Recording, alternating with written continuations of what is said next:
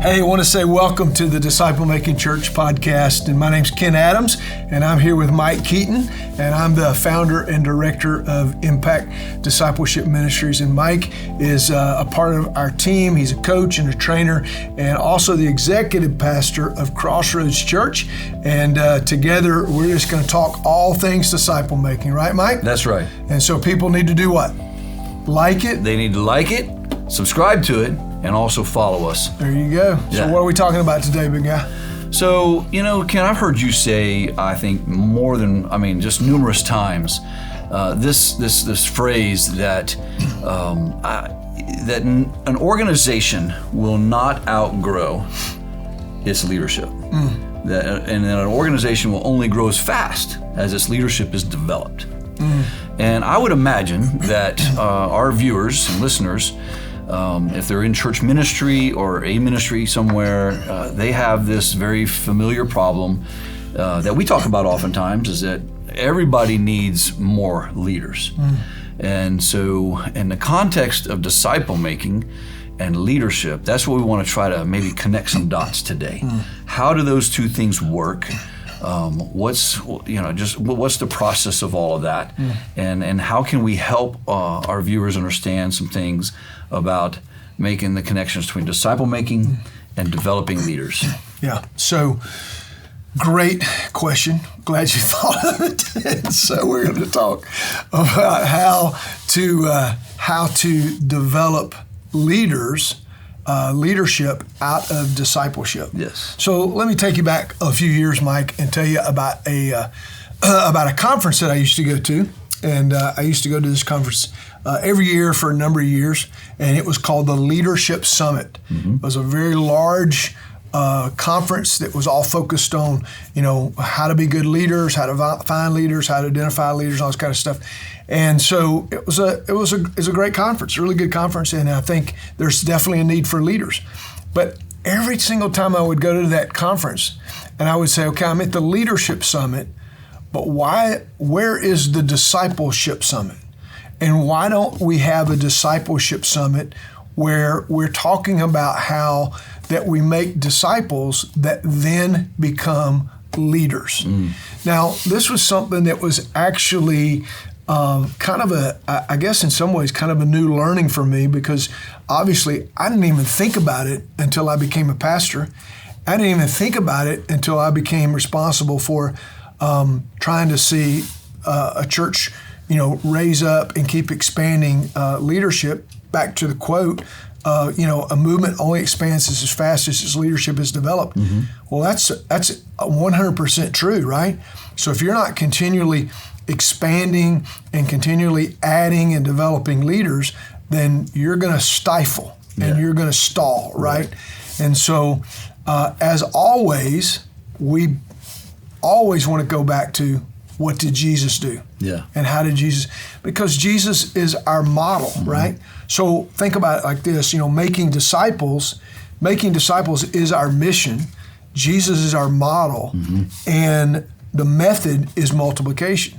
So in order for that mission to be accomplished, and in order for us to become a movement of multiplying disciples, we have to have more leaders.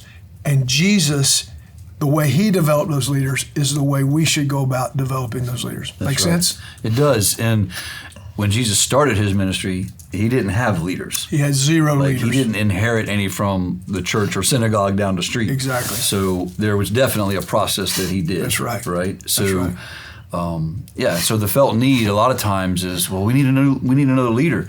Or if a leader, a pastor of a church or somebody leading a ministry wants to expand their leadership base, they just get somebody to lead something. Yeah. Just come on, you can lead it. Yeah. Versus without the disciple making peace. And so kind of develop that for us a little bit. So first of all, now that I have been a pastor for a while, and I run in circles with other pastors from time to time, and one of the things I've discovered is that this is a major issue for most pastors. In fact, a lot of times when I'm meeting with pastors, I'll say, tell me what some of your greatest needs are in the church.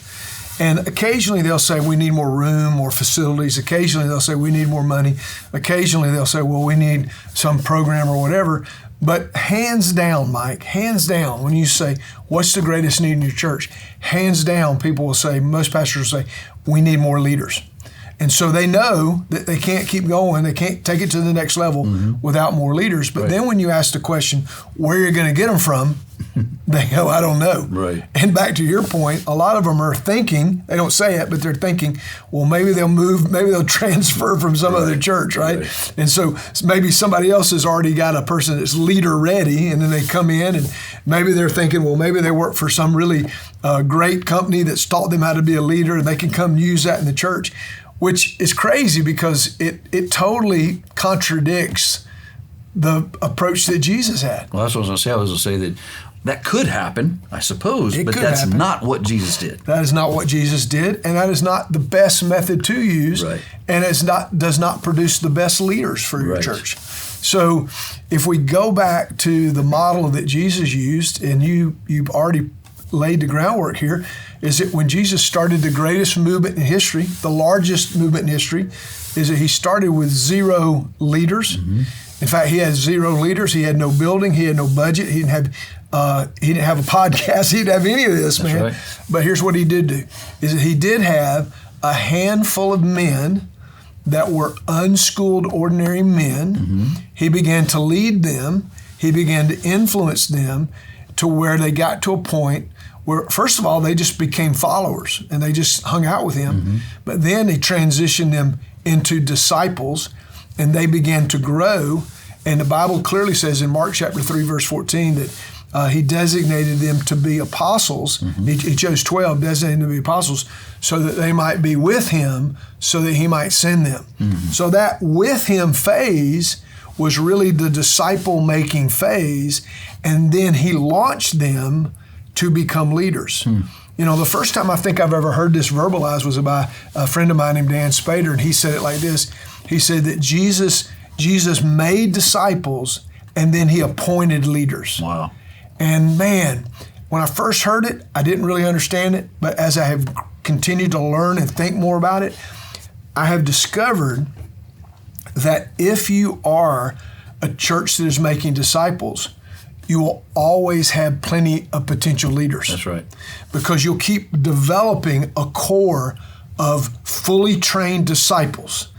And once you have a core, I like to say you can get a stock pond, right? Yes. Of fully trained disciples. And then once you get this pond of fully trained disciples, then you just start appointing those people to be leaders. You know, isn't it interesting that Jesus did not say, go make leaders of all nations? He said, go make disciples of all nations. But Mike, I don't know what you think about this, but when you look at really the volumes and the opportunities for leadership stuff in the church, it's crazy. It's unbelievable. I mean, it's like leadership has just become this all-consuming thing. And what's interesting is that a lot of what we do for leadership development, we look at the secular world. That's right. Rather than the secular world looking at the church world. So I think we got a lot of things backwards. Agreed. In terms of where we're going for leadership development, right? So again, back to Jesus as our model. So Jesus literally took people, put them on a pathway. We talked about this last time. Right. Or put them on a process that actually led them from being an unschooled, ordinary person to becoming a leader that was a world-changing leader. That's right. And that's really what he did.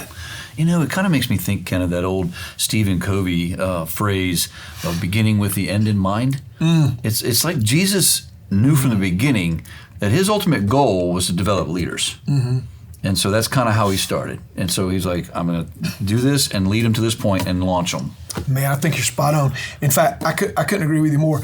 So Jesus knew that there was going to come a day when he was leaving here. Right. And yet he knew that there was going to need to be a movement that continued. And so there's no doubt that he literally did have that in mind when he started this movement, that he was going to hand it over, he was going to pass the baton, so to speak, to the next set of leaders. And that is why he spent 3 years pouring into these guys, training them and developing them.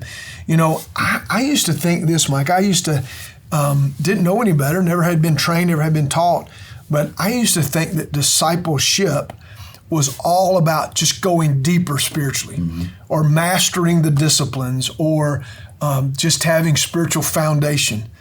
But man, I don't think that anymore. I mean, I think that's a part of it. Sure. But I believe that discipleship ultimately is ministry training. Yeah. What Jesus was doing, that's why he only gave them what they needed to know, not everything that they could know. Right. Because he wasn't just trying to get them deeper. He was taking them just deep enough so that they could go wider and continue to learn and go deeper. But what happens a lot of times is that we just go deeper without going wider. Right. And then sometimes we go wider without being deeper. Yeah. And we need both. It's a great distinction, I think, even between the words discipleship and disciple making. I think so too. You know, and it kind of comes full circle in my thinking here is that, you know, you're going to disciple people to launch them to multiply the movement, right? Yeah. The mission. Yeah. Which goes back to some of the things we've talked about many times, and choosing your disciples. Yeah. You got to choose the right ones, Yeah. because and eventually you're going to launch them to multiply the mission. That's right. Not just to get together and study the Bible and do discipleship, like you said, but to ultimately multiply the mission. Yeah. And this is totally different than what you see in so many of our churches today. Right. Because what happens in a lot of churches, I mean, you know what, Mike? Every church has leaders. We just don't always have the right kind of leaders. Right. And what happens in a lot of churches is that we select our leaders based on political qualifications, not spiritual qualifications. So we put people in positions of leadership that have the right last name, or work in the right job, the right occupation, or live on the right side of town, or whatever. And in most churches, what happens is that when if it's a deacon-led church, we give everybody a piece of paper that's got everybody's name on there that's been a member for 2 years and is considered a Christian and a candidate for becoming a deacon, and then people vote on it. And what we don't know is that we don't know anything about whether or not they're living out the mission, whether they're living out the priorities of Christ, the character and the conduct of Christ.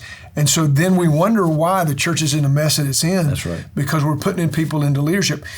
We do that in the church, but hardly no other organization on the planet would do anything like that. I mean, you don't become a public school teacher until you have been earned a degree, a bachelor's degree. You got to have a bachelor's degree, right. And then you have to have gone through some sort of field experience. I was an educator, I know this.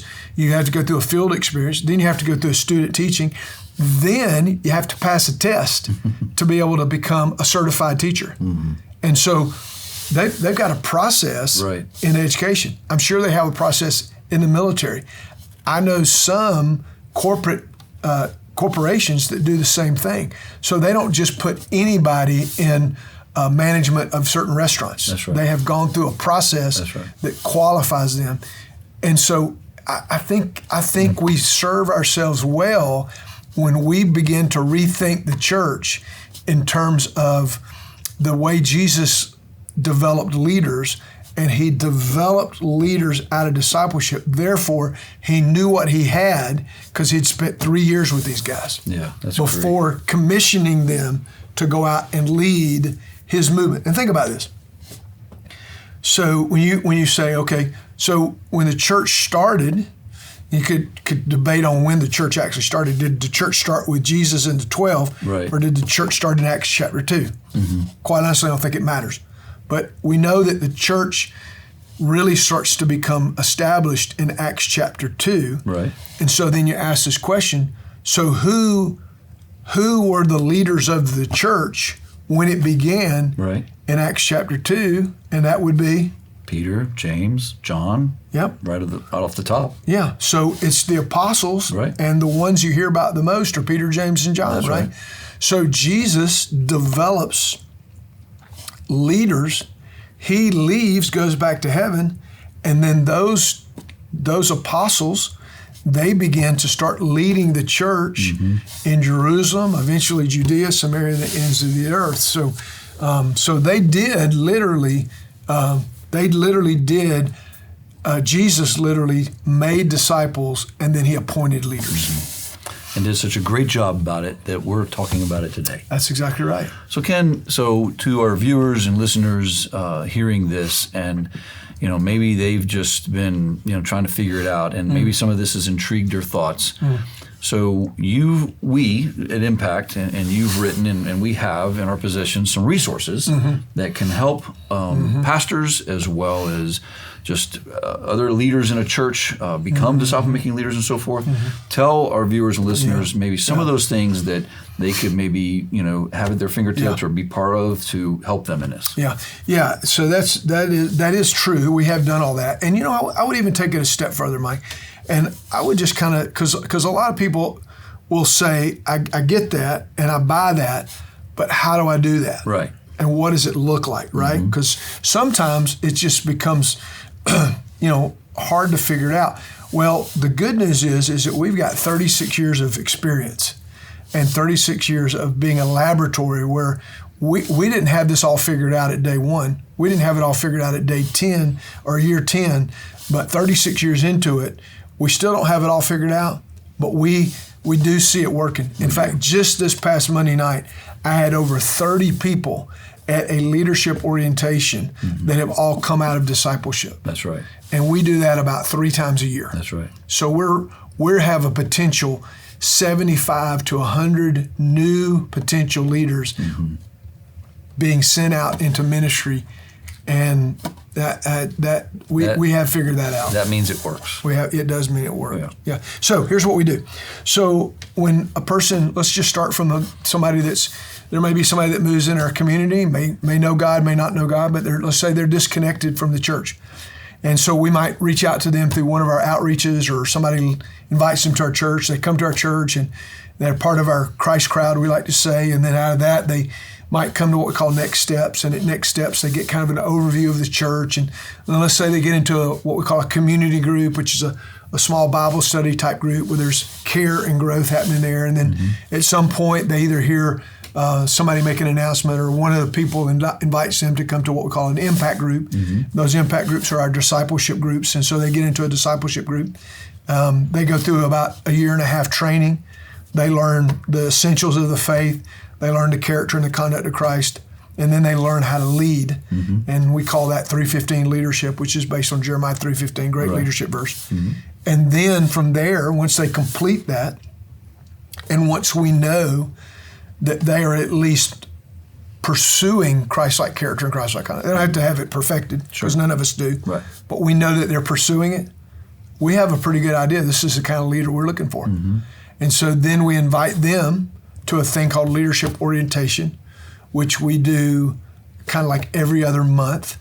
And at that point, basically what we do is that I typically teach that, me or you, either one, and we talk about the profile of a leader. So we want people to know what we're looking for. We talk about the process of leadership. So we're talking about how does that happen? How did they get here? And then we talk about the really the expectations or the priorities of a leader. And so those 3 things sort of help them. I think it's important before you ask somebody to lead that you tell them what's expected of a leader. That's right. I grew up in a church format where people were put in leadership without ever being told what they were doing or what was expected or what the priorities were, and then we wonder why they crash and burn and quit going to church. So we walk them through that, and then once they come through leadership orientation, we try to match them to an area of ministry in our church where they can become a leader. And what we know is whether or not they're leading a discipleship group or not, we do know that they are a disciple-making leader. Right. We do know that. So they'll become a disciple-making leader, and sometimes that means they are leading a discipleship group, but sometimes they might not at that moment, but they will later, either way. And then we have so now, Mike, we have a whole community of leaders in our church that are all pursuing the same mission, all following the same model, and all trying to create a movement of multiplication. And so then one Monday night, the first Monday night of every month, we have a gathering. We call it Leadership Community. Right. So it starts on Monday evening with dinner. We invite them in. We feed them. We have maybe somewhere around 250, 300 leaders show up. They come in to our auditorium. We have tables set up. We feed them a nice meal. We provide childcare. We worship, a short little worship set. We make some strategic announcements. And then every other month, we'll do a vision casting time where we talk about the importance of different areas of our ministry or aspects of being a leader. And then the opposite months, we will do a breakout where they go to their individual ministry areas. And every month we do this, and it basically allows us to do one very, very important thing, and that this is how we keep the healthy healthy. Right. This is how we keep the healthy healthy. This is how we're able to keep our leaders in the game. And if somebody's not showing up for a few, and they all have a shepherd, they all have a growth shepherd that oversees different areas of them, of leaders. And if somebody's missing for a while, that's a red flag, or it's a yellow flag. You need to go find out what's going on. Yeah. And so hopefully we never will eliminate people crashing and burning and dropping out, but we can reduce it a lot, right? That's right. And so that's how we flesh that out. And to your point, we do have a couple of resources. Obviously, our disciple-making resources help to develop, and one of those pieces is our level 4, which is helping lead others to be disciple makers and to become like Christ. And then we also have a resource called The Making of a Disciple-Making Leader, which is actually still being printed. And so I'd show a copy, but we're waiting on it to be delivered right now. And so that would be a great resource for churches to find, to be able to start, sort of developing and training potential leaders, as well as the leadership orientation class that we do. So, so there's probably some more specifics that we could give, but those are some of the resources that I think. Yeah. But I think this whole topic, Mike, is I will say this: our leadership community, it is without doubt, it is one of the most important things we do, because everything rises and falls on leadership. That's right. That's right. So it is huge. It is. Yeah, we have, different things, equipping things that we do, the seminars, disciple-making church seminars. We do disciple-making disciple-making pastor, the equipping groups for disciple-making pastors, all these types of things. Our website has all this listed on there. If somebody wanted to go to one of these seminars and check it out and what have you, they could do that through the website, and you can get a perspective there. If you want to be part of one of these equipping groups, they're starting all the time. You could sign up for one of those and start the training process of your own to be that kind of a leader, to lead it out in your context. Big event that we have that really beats the drum of all of this happens every January, the end of the month. We call it the Disciple-Making Summit. And so that's coming up the end of January 26th. And we're taking registrations for that currently, correct? Well, I'm not sure that we've opened up registration yet, but we will be very soon. Okay. It's definitely time to get it on your calendar. That's right. And to be looking for it, because the Disciple-Making Summit is the precursor to the Leadership Summit. Yes. And so the reason we started is because we know that there needed to be that type of training. Right. And this year is going to be really great. We've got a guy named Jim Halstead, a guy named Justin Gravitt, and a guy named Bill Hull who will be here as our keynote speakers. And then lots of great breakouts that people can come and be a part of. So Disciple-Making Summit last weekend of January. You're going to want to come and bring a team with you, right? And it'll be a powerful opportunity for you to be a part of. Yeah. Okay, this has been a great discussion, and we love sharing it with you. If there's any way that we can be a help for you and come alongside you or answer any questions you might have, we just want to encourage you to reach out to us, check us out on the website, reach out, contact us. We'll follow up with you. We love to have that conversation with you. Thanks for tuning in today. We'll catch you next time.